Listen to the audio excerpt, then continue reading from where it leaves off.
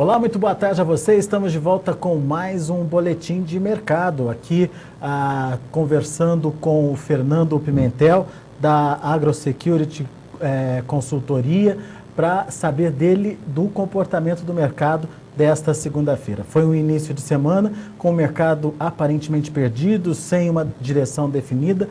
Os primeiros vencimentos eles recuaram, caíram pouquinho, mas encerraram o dia de forma negativa. Já o maio de 2012, que é referência para a nossa safra, ele subiu, acabou com meio ponto de alta, também sem grande expressão aí, a $12,05 por bushel. Mas o que será que o mercado está preparando? O que está influenciando esse mercado nesse momento? É a pergunta que a gente faz para o Fernando. Muito boa tarde para você, Fernando. Afinal de contas, como é que você está vendo esse mercado da soja e dos grãos de uma forma geral lá na Bolsa de Chicago? Semana começando aí com o mercado sem grandes alterações, pelo menos no final das negociações, Fernando. Boa tarde a todos. Na verdade, o que nós estamos vendo é um movimento de ajuste do mercado.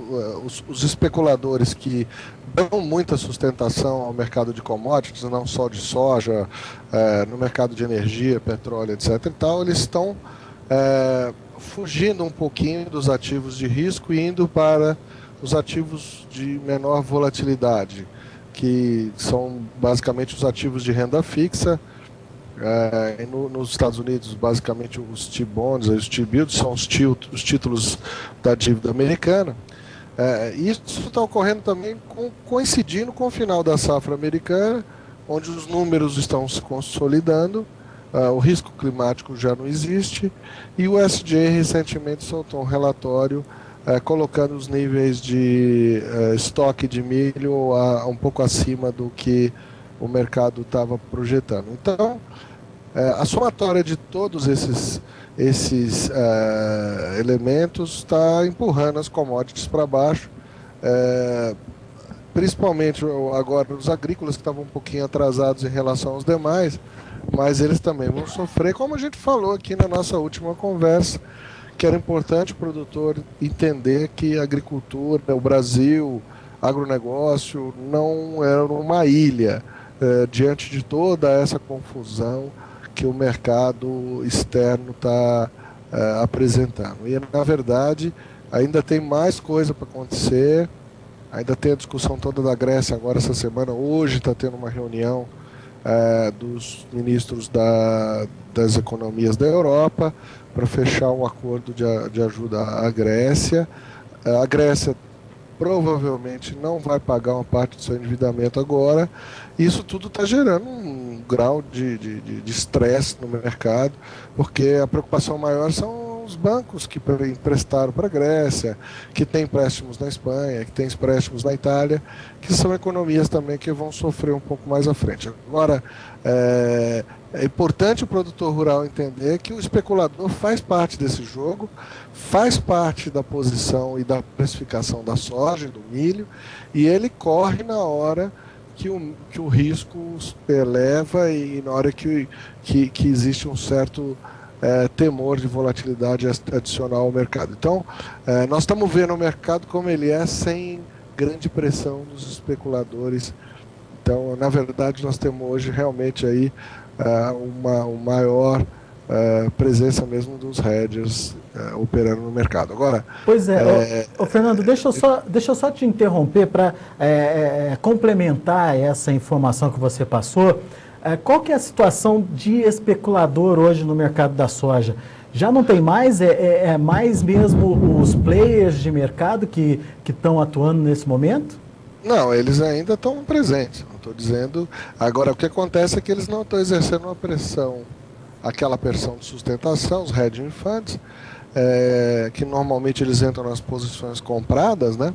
Eles saem e a simples ausência deles na compra já deixa o mercado bastante pesado, né? Então, o que está ocorrendo é lógico, deve ter, inclusive, os especuladores estão empurrando para baixo, entrando na posição vendida. Mas eu acredito mais naquela liquidação da posição comprada e a transferência desse recurso para uma via mais segura de investimento. Isso aqui também está ocorrendo aqui na Bovespa. Nós vimos hoje a Bovespa cair, todas as bolsas da Europa caíram. Na verdade, nós estamos vendo um movimento harmônico de perda de valor de quase todos os ativos, porque realmente é uma versão do risco. Nós vimos esse filme em 2008, Pois é. e não será, eu não sei da intensidade, mas a verdade é que se ele é uma reprodução menor do que ocorreu em 2008, ou se vai ser uma coisa da mesma magnitude, só o tempo vai dizer. É claro que hoje as instituições globais, tanto o FMI quanto o Fed nos Estados Unidos, estão muito mais preparados para tentar conter a situação. Porém, o problema agora é com estados, e não é mais só com as empresas, ou seja, nós estamos vendo a deterioração das contas públicas de vários países da Europa, do próprio Estados Unidos, o Japão veio com problema depois do tsunami. Então, o contexto todo está muito delicado, muito complicado. A única coisa que a gente ainda se apega um pouco, e principalmente para nós exportadores de produtos agrícolas, é que a China não apresenta os mesmos sinais que Europa e Estados Unidos, eu acho que não vão aparecer. Agora, o que acontece é que a China exporta para a Europa, exporta para os Estados Unidos. Inclusive, hoje está se discutindo no Senado americano um pacote de taxação de produtos chineses que pode, inclusive, gerar problemas aí diplomáticos entre os dois países. Então, na verdade, que no médio prazo nós vamos ter reflexo na China. Até que ponto isso pode interferir nos preços agrícolas? Eu tenho um pouco de dúvida, porque a China talvez não tenha muita opção. Ela tem que comprar soja, tem que comprar milho. Agora, haverá um reposicionamento nos preços de quase todos os ativos do planeta, nós vamos ver esses ativos um pouco para baixo. A grande alternativa para nós aqui seria uma contrapartida do câmbio, né? Porém, essa contrapartida ela vai ficar limitada, porque o Banco Central tem muita reserva. Na semana passada, quando bateu 1,90, o Banco Central entrou vendendo dólar no mercado, tentou conter. O mercado realmente veio até um nível de 1,80 abaixo. Agora, hoje já chegou de novo a escala dos 1,90, e provavelmente nós vamos ver essa briga do Banco Central com o mercado para tentar manter o câmbio aí abaixo de 2. Por quê? Porque tem muita gente endividada em dólar. De novo, o que aconteceu em 2008, onde a gente viu cooperativas endividadas em dólar, produtores rurais endividados em dólar, grandes empresas nacionais de alimentos e agroindústria endividadas em dólar, elas estão novamente nas mesmas posições. E aí o que acontece? Bem no momento que o governo resolveu taxar o hedge, taxar as travas cambiais, taxar as operações de mercado futuro, foi exatamente no momento que provavelmente algumas empresas diminuíram suas proteções, exatamente no momento que eu não podia. O mercado veio a essa situação aí de descolamento. Então, é bem provável que muita gente perdeu algum dinheiro aí com o câmbio que não tinha se protegido ainda. Até a gente estava conversando agora, tem o caso dos produtores mesmo do Mato Grosso ou de Goiás, enfim, que captaram dinheiro em dólar e não fixaram a soja quando ela podia. Contratos a fixar com trade sem ele ter feito fixação, ou comprou um fertilizante em dólar e não vendeu a soja na contrapartida, ou o defensivo comprou em dólar e também não fixou. Moral da história: revendas de insumos, eventualmente, que estão devendo em dólar para os seus fornecedores e que agora foram pegas de surpresa com esse movimento. É a velha história. Não sabemos qual é a dimensão do problema, mas que alguém vai sofrer aí com essa variação de dólar inesperada e rápida, pode ocorrer sim.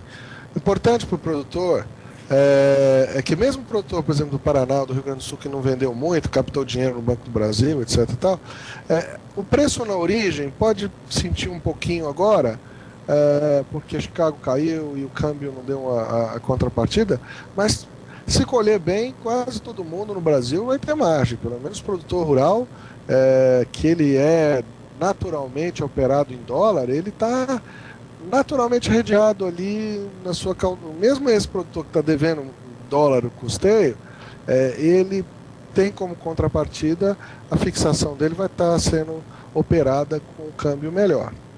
Esse que ficou exposto ao câmbio muito, quer dizer, no custo, ele provavelmente vai ter uma margem menor, por exemplo, que o produtor que fez troca no Mato Grosso, em Goiás, e vai ter uma margem provavelmente um pouco pior também do que o produtor do Paraná, que custeou em reais no Banco do Brasil e vai vender a safra com Chicago um pouco abaixo, com Chicago bem abaixo, com câmbio um pouco acima. Então, no contexto geral, de novo, vou dizer a mesma coisa que falei na outra conversa que tivemos. Para o produtor rural, aliás, a atividade agrícola em si, não estou falando do intermediário, estou falando do produtor rural, é a mais resistente a essa crise que está ocorrendo lá fora.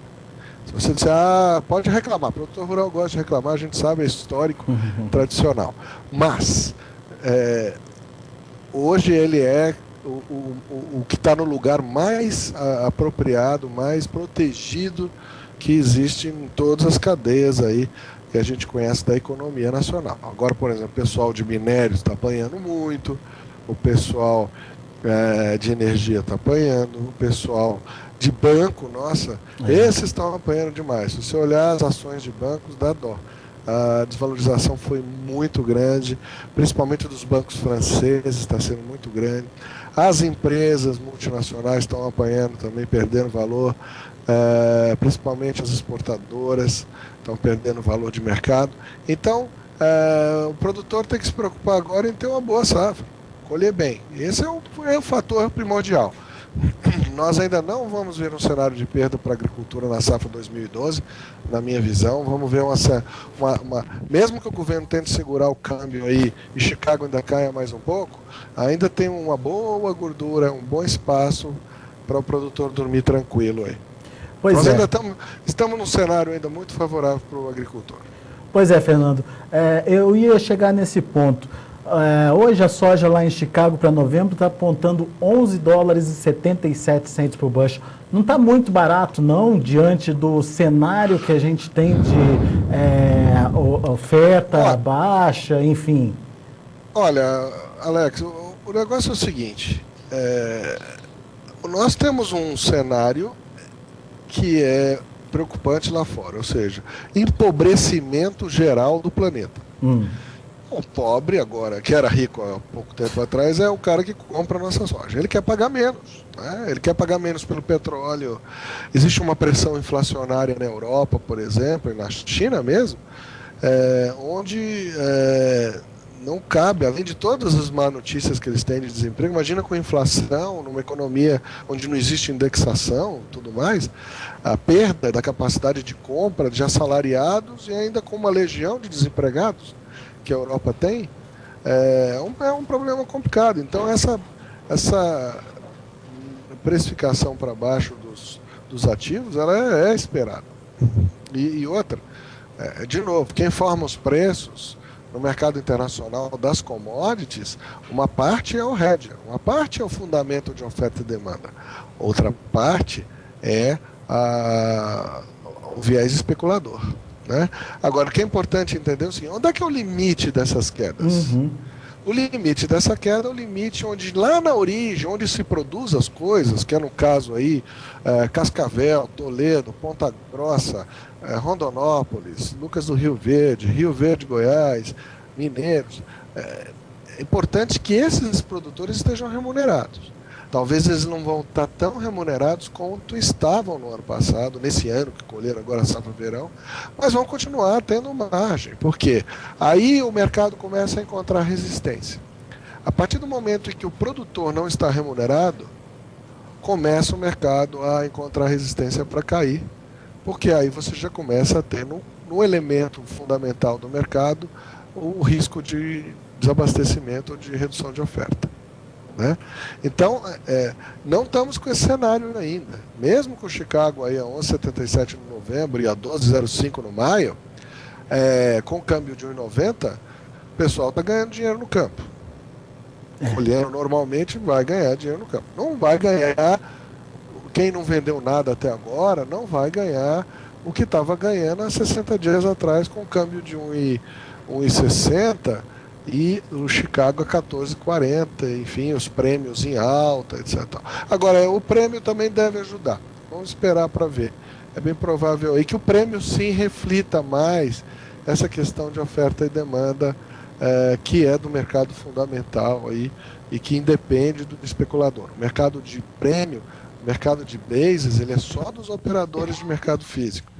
E esse daí com certeza vai continuar refletindo esse fundamento que você falou, que é da falta de produto, é estoque baixo, etc.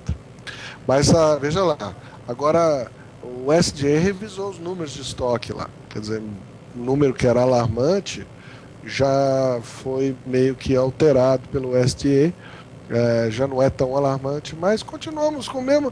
O mundo não mudou em 60 dias, nós continuamos ainda com as mesmas preocupações em relação a crescimento de demanda de grãos, a necessidade de alimentar os chineses, alimentar os seus vizinhos que também estão melhorando, estão urbanizando, estão industrializando e tudo mais.